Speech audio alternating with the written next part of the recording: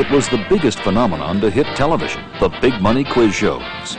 What picture won the Academy Award for 1955? I knew that the answer was Marty, but he wanted me to miss that question. No one knew they were rigged. The inside story of the quiz show scandal. Tonight on The American Experience.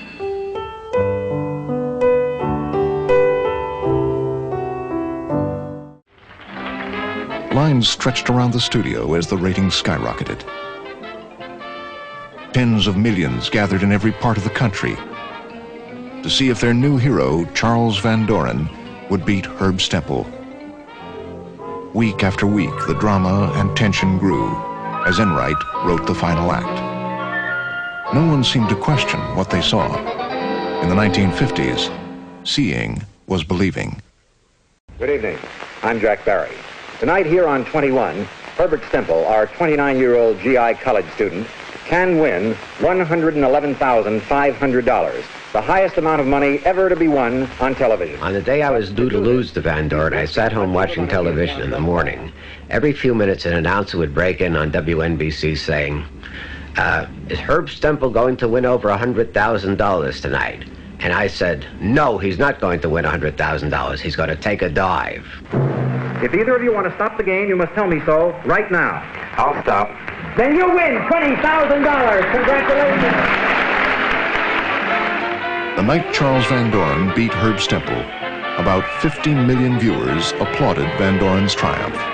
As the nation's new hero, Charlie made the cover of Time, a distinction never bestowed on his illustrious father or uncle.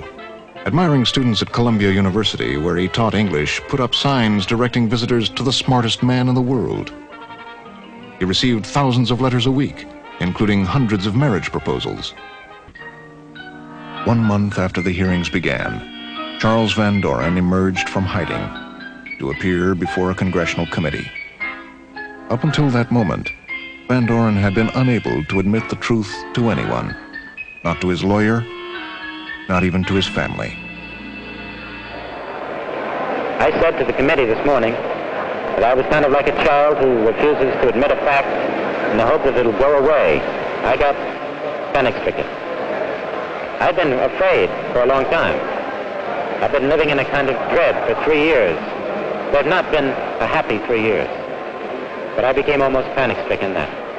And I didn't act very well in the next week. I made a very, very big mistake. And I learned about making mistakes. I learned what you have to do when you make a mistake.